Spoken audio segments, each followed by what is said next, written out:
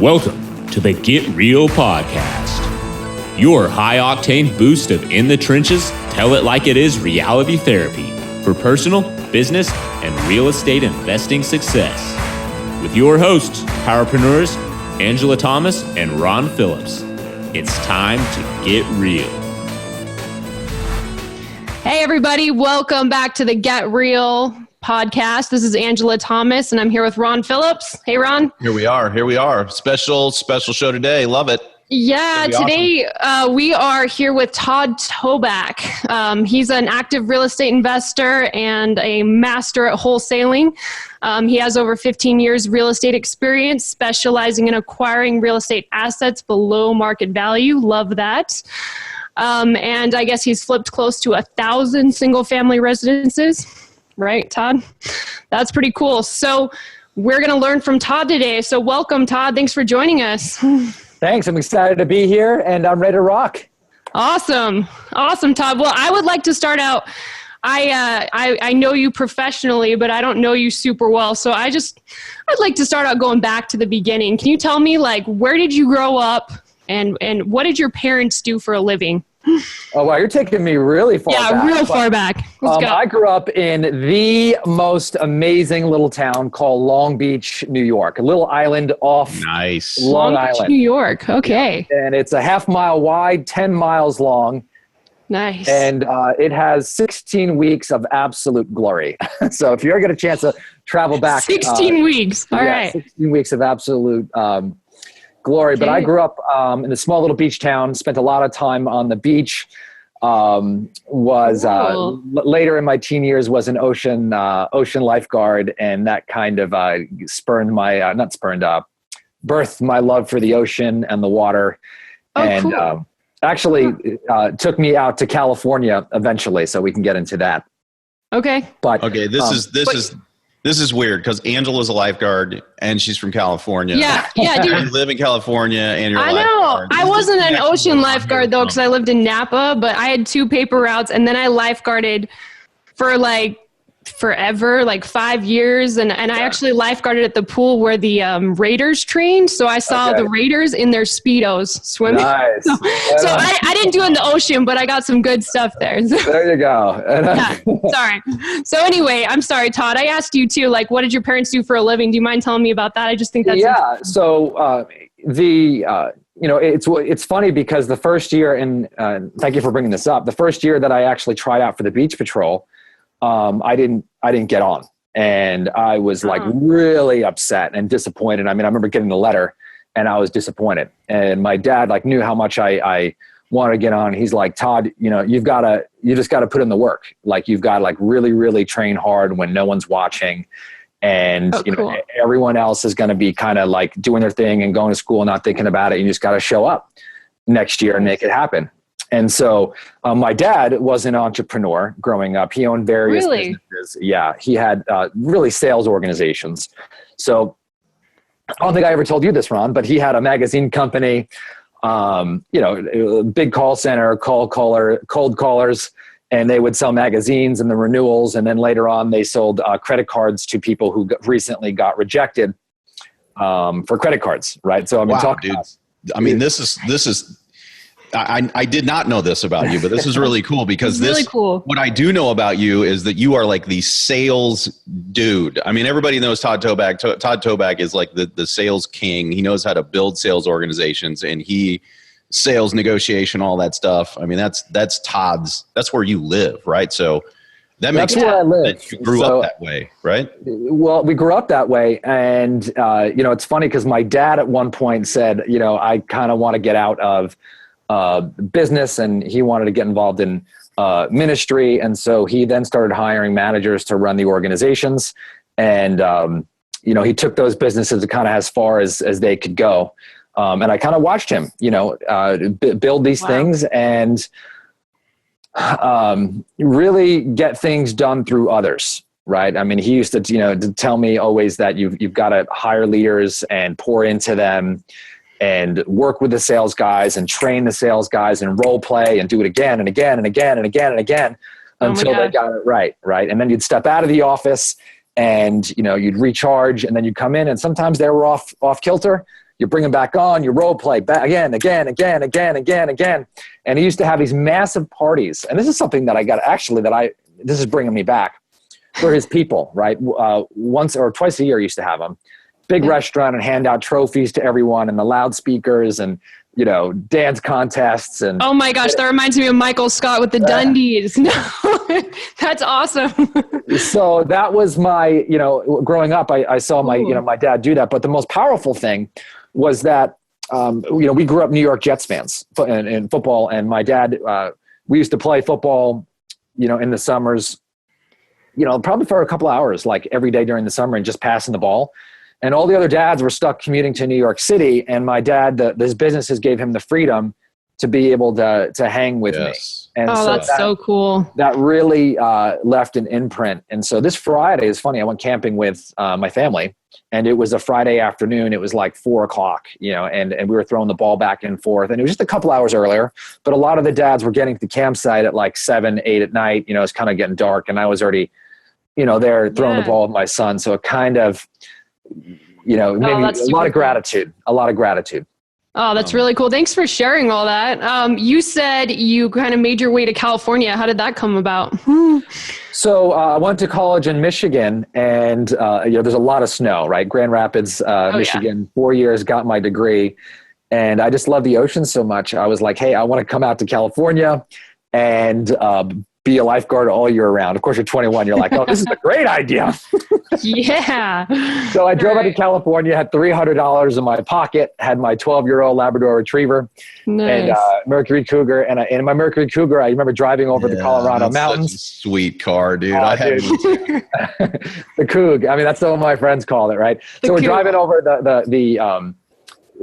and this is my wake-up call. And I haven't told this story very often. I'm driving over the Colorado mountains, and my tranny starts acting up, and I'm like, that does not sound good. Well, of course, like when you're in, your late 30s or 40s, you're like, I'm not going to try to continue the rest of the journey. Well, when you're in your 20s, you're like, hey, I'm just going to floor it. And, I don't care what sounds the engines are making, I'm going to make it. So eventually I made it to California with my half a tranny. Oh my God. Cougar. Half a tranny. But the funny thing was, I got out here, and, the beach patrol, I found out like they only hired once a year. Right. And of course, 20s, you don't really do a whole lot of due diligence before you drive out, which was, and so I came out in January, found out I wouldn't have a chance to get on in the summer. And so I'm like, okay, I've got to get a job, and I've got to get a real job, because I've got this $2,700 transmission, and to pay rent out here in San Diego is going to cost me like at least, and this is back in 2001. Right. At least $100 for like a studio. So I'm like, this is going to cost me real money. So I'm going to get a real job. And so. So Todd, is that, I don't want to interrupt you here, but I read something online about you getting started in real estate investing from selling Viagra. Does that tie in right here? That ties in. So let's hear one of my buddies said, hey, you should check out Pharmaceutical Sales. And so I got a book on how to get into pharmaceutical sales. Like, there's an actual book written on this. This is fantastic. No way. Yeah. And I did that too. It's so funny. You were a drug rep. Yeah. Yeah. Okay. This is funny. That's hilarious. Yeah, I know. So for me, I had this, my C degree, so I wasn't exactly like attractive on paper. Right. And so it's, I just hang out in the doctor's offices and find the reps, and they get referral fees for referring you. And so I started hanging out, and I caught some drug reps, and my dad had bought me a suit before I came out to California, and I caught a rep. He hooked me up with his manager. We hit it off. His name was Derek Clark, and great mentor. And he hired me. And he hired me to work for Pfizer when Viagra was just launched, right? When this was like a dream job. Yeah. Right? I'll spare the jokes, the Viagra jokes, but I can only imagine your training, because man, I had to study up on my painkillers. Yes. Yeah. So, I mean, it was a ton of fun. There was a movie out there, I forget the name of it, but a movie that came out about Viagra when it first came out, and everything about the movie was kind of true. And so a lot of fun, great. But all the Viagra jokes aside about sales being, the competition being stiff and sales being way up. The training that they gave me there was just phenomenal. I mean, this company was not a pharmaceutical company. This company was a marketing and sales company. I was also selling Lipitor. They didn't even invent Lipitor, right? They actually just market this company called Warner Lambert had the drug, right? And they were just a sales machine, but Pfizer got all the credit. So they poured into me when I went in there. And I remember I was 2 weeks in Irvine, California, then 3 weeks in New York. Then we worked a week in the field. Dang. 2 weeks back in Irvine, another 3 weeks in New York. Then we worked 6 months in the field. They sent us back to Irvine for another week. And then a year later, we went back to New York for 2 years, right? And so, 2 weeks. But the thing about them is they had us role playing constantly in the video cameras, and they're like, training never stops. It never stops. And they really ingrain that in you from day one. Wow. Todd, that's an interesting thing. Cool. In business, learning never stops, training never stops for anybody, right? I mean, I think that somehow out there, people think that once you own a business, you're good, right? Everybody else needs to learn from you, but you can stop learning now or something like that. I don't know where people get this notion that that somehow you at some point you just make it and you know everything now. That's not the case, man. I know people at high levels and they're still spending, big money on training and knowledge base and all of that stuff. I know you do. I know I do. Angela does. Yep. We all trying to level ourselves up constantly. And I think that's ingrained in a lot of us because of our past. The three of us have a pretty similar past, and that's really, really interesting. How'd you get into real estate from? Yeah. Tell us about the Viagra to real estate. Well, I had a fantastic mentor, right? And then, by the way, I think going back to the training really quick, I think sometimes we get out of structure, right? And so we hit a certain point of success and then we get complacent. And that's a really, really dangerous place to be. At Pfizer, I really thrived because of the structure. Well, with structure and the size of organizations sometimes comes, sometimes the bigger the organization, there becomes a lack of a wall, a glass ceiling that you're not going to be able to break out of. So long story short, I'm up in living in Santa Barbara, or a small town called Carpinteria. And, I looking at what I'm making, and I'm making good money, but I'm like, hey, I want to make a lot more. And through a series of events, I talked to my boss. I'm like, hey, I want to double what I'm making now. And Angela could probably, what company did you work for, Angela? It was called Estella Pharma. Okay. Well, it might've been different depending on the size of the company, but I was like, hey, I got to make, go ahead. No, sorry. It's the same thing. It's corporate. I'm laughing because I came from a complete corporate world, district manager for Abercrombie and Fitch, and then Estella Pharma. And so I know what you're going to say. I'm sorry. So I was like, hey, I want to at least double what I'm making now. How do I do it? And so Derek, who loved me and trained me and poured into me, he's like, hey, my man. And he kind of put his arm around me. He was like, you just don't understand the way the corporate world works. I don't want to submit this request. You're going to look like an idiot, and I want to protect you from getting too big for your britches. And that was his intention. But I'm like, hey man, I appreciate you looking out for me, but this is where I'm going. Right. And I didn't say that to him. I was really embarrassed. Right. And I was like, I felt like he, kind of took me down a couple of notches, and he wasn't trying to do that, but he was just telling me the way it was. Yep. So I got in my car and I was driving home on the 101 freeway. I was kind of, angry, frustrated, depressed. And I see a Barnes and Nobles on the right-hand side of the freeway. And I remember cutting across 3 lanes in Oxnard, California. Everyone's honking at me and gave me the finger, and something drew me to the bookstore. I walked into the bookstore and I saw this one book.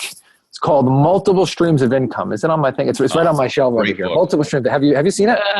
Great book. It was like my 3rd book I read.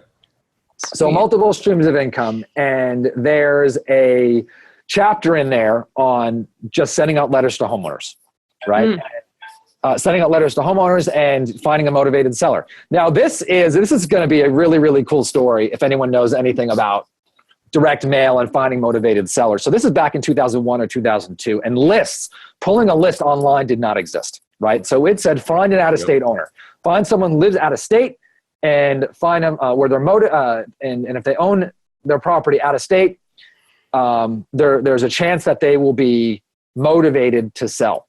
So I had to go down to the county and literally go through this book of like microfiche to find out-of-state owners. Dude, you're dating both of us. Awesome. You're dating both of us right now. I don't think most people in real estate have ever even been to a courthouse and been through the books or the microfiche or whatever. No, if the internet died tomorrow, most of us would be like, "What the hell do we do?" So here's the thing: the obstacle is the way. Right? Because I went down there, and it's funny because technology helps us, but sometimes it hurts us. So I went down there with some bagels and some cream cheese, and the lady helped me. And literally opening this book, there was so much dust in there. It was like that scene out of Ghostbusters when they open the book and they blow and all the dust comes off. Nice. Right? So this is like a total miracle. So I get it was like 30 to like 60 names. I don't know how many I had, but I literally hand wrote a letter. I photocopied it, I made like 60 copies. Hand wrote the letters, and I remember praying over the letters before I sent them out. And out of the 30 or 60 letters that I sent out, I got 2 phone calls. One person was kind of unmotivated, and another person they sounded pretty motivated. So they came down. I met with them. They told me about this condo that they had in the same complex that I was living in. That was the one I targeted specifically, and they were selling for like $385 at the time. So they agreed to sell it to me for $280. Didn't have any money. Didn't know what I was doing. Was working at Pfizer for 6 months, and I asked a bunch of people in my family. They said, "No, I'm not going to fund you. The real estate market's about to crash." Right. This was in 2002. Okay. Right. And finally, my brother-in-law agreed to fund it. Oh, nice. So nice. We did the deal. We bought it. We sold the condo 30 days after we bought it, sold it for $380. I took home $40. He took home $40. And that was my launch into real estate. That's so cool. That's such a cool story. Wow. You know what? I love that. And so many people fail because they just never start. They read the same book, Todd. And I mean, how many thousands, I don't know how many tens of thousands, hundreds of thousands of people, millions of people who have read that book or any other book, right? Robert Kiyosaki's book, you name the book. And then say, man, that's a really cool thing. And that's pretty much it. Like they don't do anything. Exactly. Now I know your dad probably had something to do with that. Cause I mean, was it scary at all to you that, I mean, I know you were kind of mad at Pfizer and everything because of the corporate structure and not wanting to give you that huge raise. But was it hard for you to kind of let go of that? Did you see that as security that you were letting go to go into real estate? Well, let me talk about something, because to get started, right, we all have this inner hustler that we have to have, right? And a lot of people have this fire that they're going to like go, go, go, go, go. And you need that to start a business, right? You need that to start a business. And I'm going to talk a little bit about, look, hustling is not going to get you to really where you want to go. But when you're getting out and you're starting, you need this like inner crazy man, right, to get moving. Yeah. Right. And so I remember like reading the book and going to that county courthouse and then running the staples and getting the envelopes. I remember the envelopes were too small. And I remember like folding them and then folding them again and then folding them again and licking and then writing and the stamp and then, yes. And then running down to the post office. Like, I mean, that guy was crazy, Yeah. And so and that's a good thing to get us started. And if you're doing your first deal and if you're listening to this and you're broke, you're going to have to find that guy, right? When you want to get to the next level, it's important you have that guy, but that guy has to do different kind of hustling activities, right? Not the same kind of hustling activities. So that being said, I had my salary. I did some deals, but now I had that $40K in the bank plus my salary. It actually kind of made me fat and lazy for a couple of years. Oh, yeah? Okay. Yeah. So I didn't go full time until 4 years after that. What was the spark that made you do that, man? So here you had inner crazy man who went out there and did this deal because he's pissed at Pfizer. He's not ever going to get to, make what he wants to make. It's very clear that's not going to happen. You go out and you hit what most people would consider a home run, at least a triple on your first at bat. And then you get lazy for a couple of years. What's the spark that gets the crazy man fired up again? How does it happen? Well, I was married, and then so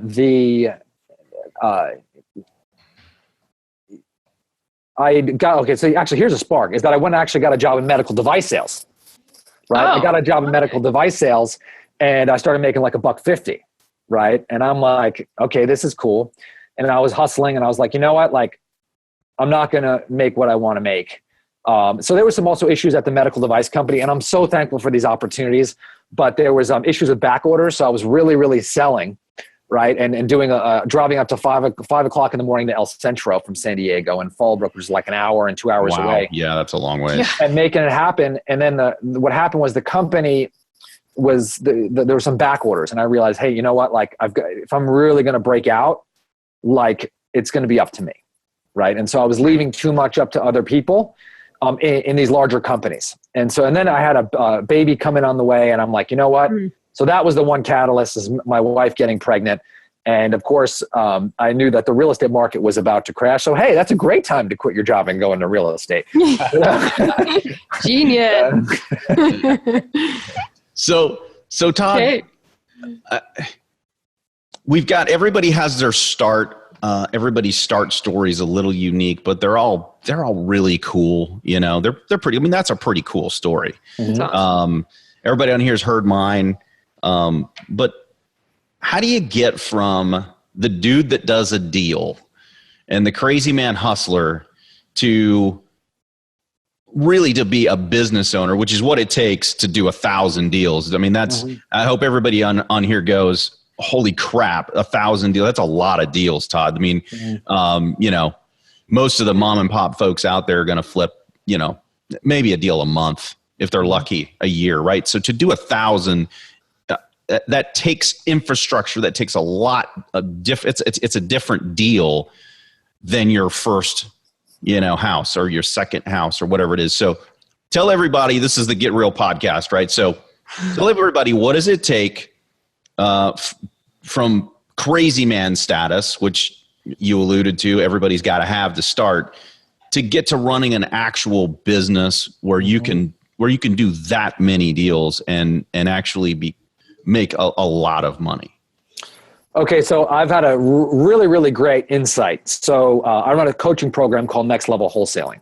And a lot of these people are that one-man operator, and they're looking to get to that next level. Right. And so everyone's thinking, okay, so first of all, you're right. You cannot do it by yourself. Right. Yep. But you first have to make the commitment to say, I do not want to do this anymore. Right. You're like, I cannot be this guy anymore. Right. And to get to where I want to go, I cannot continue to do the same things I was doing before and expect a different result. Yes, right? Absolutely. So that's the key. Amen. And so for me, there was a turning point. So I remember I was in bed with my wife, and I was stressed out, and I was doing deals. The real estate market was turning, or it already crashed, but it was like still going down. And I looked at my wife, and I was like, I don't want to go to work today, right? But I own the company, right? I was the one-man operator. So from that point, I made the commitment, I am going to not do this myself, and I'm going to bring someone on. And I'm going to pour into them, and I'm going to let go of all the fears that I have, right? So here are some of the fears if you're listening to this. I'm going to have a fear that they're not going to do it as good as me. I have a fear that they can't close. I have a fear that I'm going to create competition. I have a fear because I don't want to train them. I have a fear that they're going to ruin my reputation, right? I don't know if it's going to work. And Todd, these fears you're talking about, Angela and I know these fears. We've talked about them. It's not even just with hiring. Yeah, it's with everything. Every time we share anything, you have these same fears, right? I mean, right. Are they legitimate fears? And if they are, what do you do with them? Well, here are the fears. First of all, I guarantee you that if you remain a one-man show, all those fears about hiring someone are actually going to come true because your competition is going to eat you alive. Yep. Right. So you're gonna die not by attrition. You're gonna die because you're not growing. The compound effect is taking you down. Yes. There's going to be attrition. It's just that you are going to wear yourself out. Yeah, right. Personal attrition. Right. Personal attrition. So it's funny because I see a lot of people struggling who start out really strong in wholesaling. They're that one person crazy man. And I can diagnose this in like 2 seconds, Ron. They're like, oh my gosh, my direct mail is not working. Everything's changed, right? Right. So it's always right. So it's the market. It's not the same as when you started, Todd. You started in different market conditions, and the stuff you did doesn't work anymore. The mailer stopped working. My salespeople suck. It's always a whole host of other people's faults, right? That something's not working. Well, look, market changes, right? I mean, that does, right? But the one thing I can see from that, right, is that something shifted. Well, I'm like, well, did the calls still come in? Yes. Well, did you answer them, in a reasonable amount of time? Well, no, because I'm busy doing this and I'm busy doing that. And I didn't send out the marketing because of this, right? And so all these other factors, like you expect sales to work when you're the salesperson and you're the marketing person and you're the closer and you're administrative assistant. And eventually, like, you're going to start to go up, right? And you're making all the money and you're keeping all the money and you're feeling great. But all of a sudden you're going to start to crash, right? And so now you go in the reverse. So when I had this, taking it back to the story, and Ron, let me know if we're going over here, right? Is that when I made that first hire, I made this decision. And I started looking for people and through word of mouth, and I found this guy, Brian, who came to work for me, right? And I'm going to take away every excuse anyone has here not to expand and work with somebody else, right? Because you don't have to have an employee, right? You can partner with someone, you can JV with somebody, you can, work with a company who can help you, whatever that is, but you can't do it by yourself. So Brian came on. I was a one-person show. I had a 400 square foot office in the worst part of San Diego that I spent $275 a month for. And there was a homeless guy in the back that pretty much was like throwing up every single day. You could hear him yakking. But what I gave Brian was a vision. And I said, Brian, I'm going to teach you. I'm going to coach you. I'm going to pour into you. I'm going to show you how to close deals. So he came in, and the only desk that I had for him was this picnic table that I got from Costco from my garage. I opened it up, and there was literally a barbecue stain on the table, right? And I was like, don't worry, man. We are moving fast. I got it. And I scrubbed it real quick, and I cleaned his desk, and we got on the phone. I was like, we move. And my passion was there. Yeah. Right? So when you've got passion and you're willing to pour into someone, they feel that. You can do a lot of stuff wrong when someone knows that you are fighting for them. And that's what I did for Brian. And so the first 3 weeks we trained, we role played, we went back and forth. And that first 3 weeks, the first 2 weeks was rough because I didn't know how to really train, right? That third week, though, I started becoming better. So everything that you suck at being a leader, you actually get much better at being the leader by leading. Yeah. Right? Which is great. So all this stuff that you didn't have the confidence about, right? I just blasted through. So I found, and by the way, my hustler started to die in between that time that I first did that first deal, right? Until the time I hired Brian. So I got soft and I didn't want to answer the phone. I didn't want to do things and I was clouded. As soon as I made that shift and had that courage again, the fire was back. Right. Nice. That third week, he locked up a deal. I ran up there, and it was a hoarder house, and we made I don't know, this is the Get Real podcast. I was going to say 47. It might have been 30. Might have been 37. Thank you for that honesty, man. It might be 37. Here's what I know. It was in the at least the high 30s. It might have been in the 40s. Nice. Right. So, that changed everything.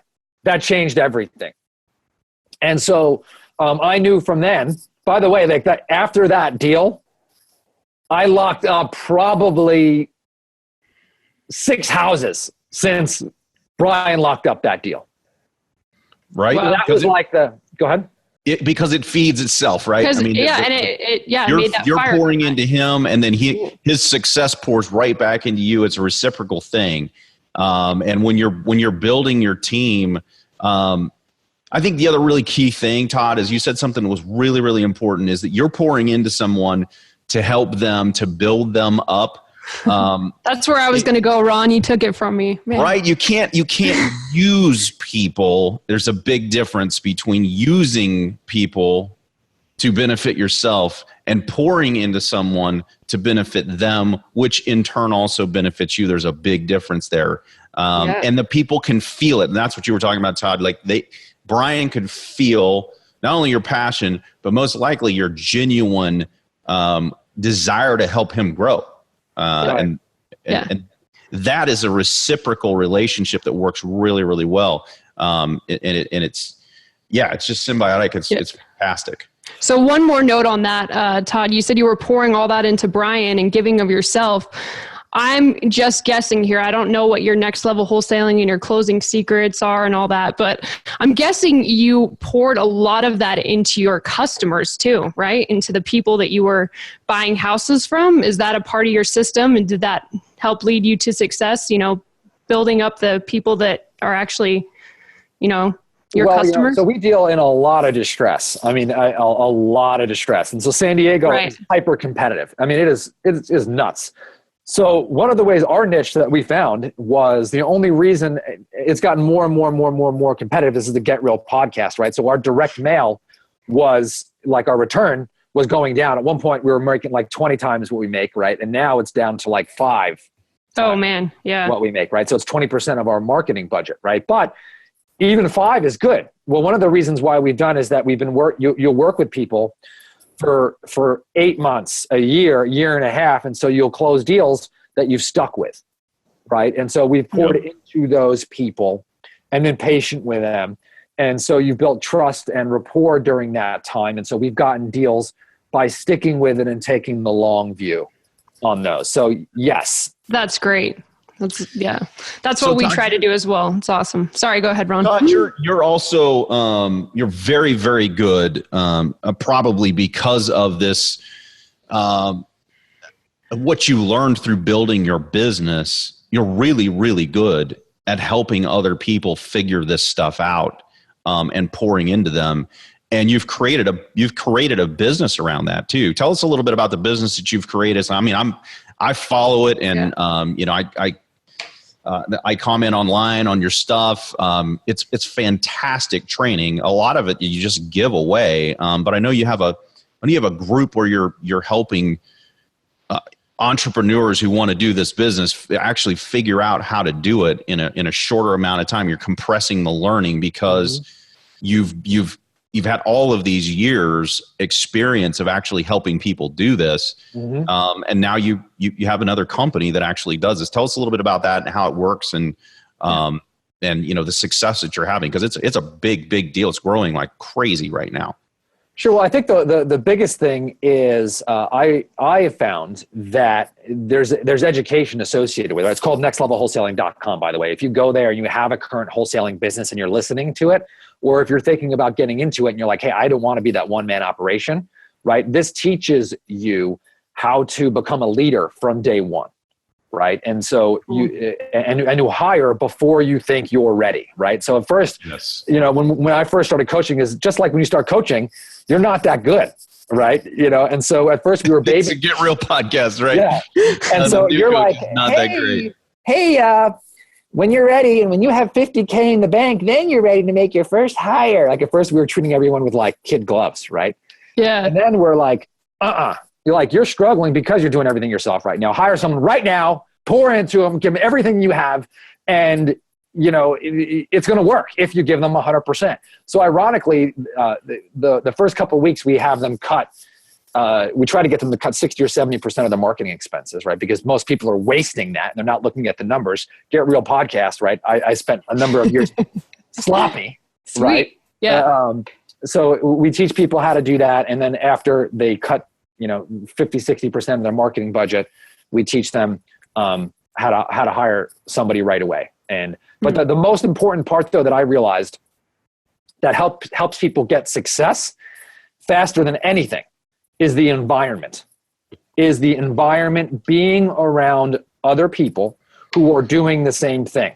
So if you're like, hey, I want to build a team, but you're in a room full of hustlers, it's going to be very difficult for you to now and go hire people, Very difficult because you have no social influence, no pressure. It's easy for you to get sucked right back in your comfort zone, right? So in next level wholesaling, right? And we have a couple little terms that we're developing, we call them lion leaders and lion habits, right? We're always recruiting. You feel this upward pressure now to not do anything yourself. If someone's like, hey, I hustled out to this house, we're like, what are you doing there? Right. That's awesome. Right. And so the environment that we've created now is a bunch of people who now know that they need a new skill, a new level, and now become a leader instead of a hustler. And so the way that you have to hustle now is I need to be out there. I need to be podcasting. I need to be doing Facebook Live. I need to be spreading my message. So now that I can attract the best people into my world and pour into them. And now we can expand out together. And cool. Yeah. Todd, you and I have had conversations ad nauseum about my loathe for the whole hustle and grind thing. I mean, there is a time and a season which you have clearly stated, which I agree with, man. When you first start a business, if you are not hustling and grinding, you will never ever make it work. I mean, you have to be the crazy man like you described it. Yeah. But there is a point where the hustle and grind just wears you down and you become like a robot, or you just get out of the business because it turns into hell. And I can't stand that there is such this push on social media to just be the hustle grind 365, dude. Just, so it's refreshing when there are people like you who are out there teaching this is the real side of business. That hustle and grind thing, that's not real. And unfortunately for a lot of people out there, it's their reality right now. And they don't know how to get out of it. You're not even effective. You're not even effective for 14 hours a day or 12 hours a day. I don't even think 8 hours a day you're effective. And let's get real for just a second. All these people who say that they work 18 hours a day, 7 days a week, that's just such crap. Half of it you're wasting on whatever, because you're right, Todd. No one can work that many hours and be. Hey, Todd, you haven't read Hustle and Float, have you? No, I've not. Okay. Ron hasn't either. It's not an audiobook yet. I'm sorry. It's new. So you have to actually read it, which is Ron won't. That's the problem. It's a Get Real podcast, folks. I'm not going to lie about it. I'm not no, but there's, I know. There's all these studies in there though, about how the 8 hour a day, work schedule was created for physical laborers. That's how long you can go in a physical job. But a job where you're using your mental skills and creativity, it's more like 3 to 4 hours. And that's with breaks in between that you're actually effective. Right. And so increasing our productivity is more about how to create the right balance between hustling and floating, hence the name of the book.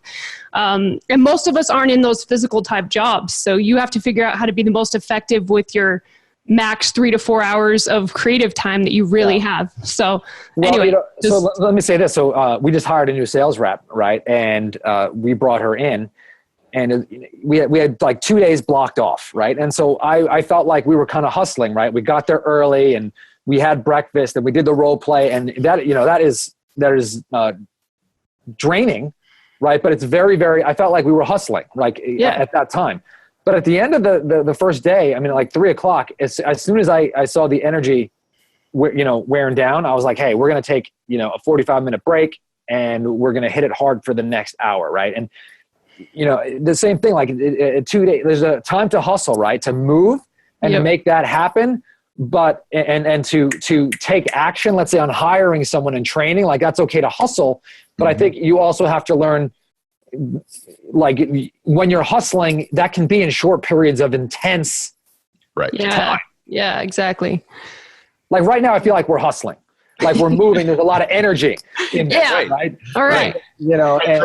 For like 30 to 40 minutes, we can do this. I know. If it goes any longer than that, then I'll go to sleep over here somewhere. Okay. Well, that's just a really interesting topic. So thanks for sharing about that. Real quick. How do you get past? Oh shoot. Go ahead. I'm sorry. Go ahead, Angela. No, I was going to switch gears. If you're still in the same one, you better ask yours. No, go ahead. I was switching gears too. You better switch wherever you're going, or I'm going to switch. Okay. No, so I don't know how much we have to say about this, but I saw the term virtual wholesaling somewhere on one of your websites, and I was just curious if you could tell us what that is. Sure. Well, virtual wholesaling, I mean, I don't care, really how you coin it, right? But one of the things when you talk about virtual is I haven't been out to a house that we've bought or sold in years, except if I was doing it for marketing purposes to talk about our coaching program, right? Okay. So, I have not met with a seller. I have not, I haven't sold. I met with our buyers, right? Because most of it now, the speed of business, you don't need to do that, right? So our sales reps have locked up deals in person, right? So you can call that virtual because I'm not doing it, right? But on the other hand, we've locked up deals in other markets without seeing the house ever, right? And so we've set up systems to be able to do that. So in San Bernardino and Riverside, we never went out to those houses. Everything was locked up over the phone. And so we set up systems to buy the houses and then sell them without having to do that, right? We did the same thing in Cleveland and Ohio. We decided not to stick in those markets for a number of reasons. We stayed in California, but all that we learned how to do virtually with sales reps over the phone and building the right team. So if you want, I can take you through that process real quick on how we did that, or take the interview in another direction. Yeah. What do you think, Ron? Do we have time for that? Let's just really quickly, tell us how you would tell us how the structure is for that, Todd, and then where you teach it, where can people? Because here's what I know, Todd, and I think you'll echo this is that if you're a person who wants to go to the next level, like you said earlier, you're gonna have to level up who it is you're hanging around. Mm-hmm. In other words, you've got to get around people who already know how to do these systems. I mean, we could do probably 10 hours on this online over several days and teach all of the aspects of this, but no one's really going to go do it unless they're hanging around or they're in some kind of a group where they have other people who can associate with their problems and their challenges, because they're different than the crazy man challenges. Right. It's a different deal to create all of the systems and everything that you're talking about, and then run them and then manage them. Mm-hmm. That's all different. There's a complete different thing from building a business like you were talking about, from where it goes up. And then in order to keep it going up, you have to learn how to manage, to put in systems and then manage systems. Yeah. Just really briefly kind of talk about the systems, talk about what it takes to actually do this, because I think there's a lot of people on here who think wholesaling is this crazy man thing. And then a lot of them are probably doing crazy man, and they're thinking right now, they're going, okay, maybe I could do this business thing, but what does it look like, and how does one actually go about making the transition into that? Walk us through that real quick.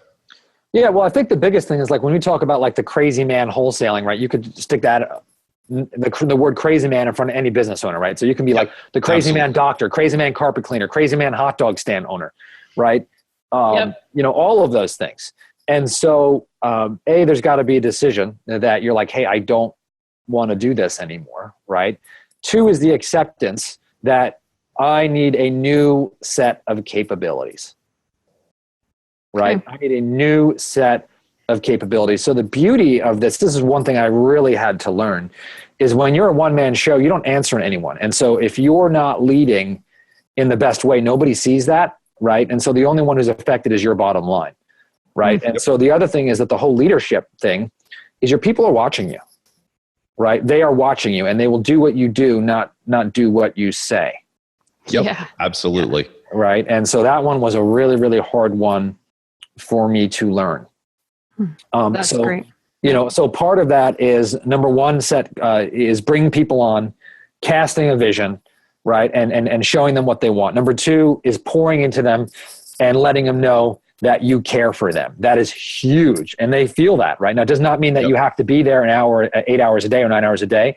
But when you're bringing on key people, right, they want to see you pouring into them a half an hour to an hour a day initially, right? You giving them some of your juice, right? Because there is a reason why they're coming to you. There's a reason why they're not opening up their own company. They want a piece of you, and it's your job to give it to them. Now, at some point, there's going to be a new level where you're like, hey, I can't hire these people. I can't train these people, right? Well, then at that point, that's fine. But you better pour into the guy that's going to do that for you. Yep. Right? So that's I don't know if everybody caught that, but that's 3 levels, right? We have crazy man level. And then you have business owner level. Yep.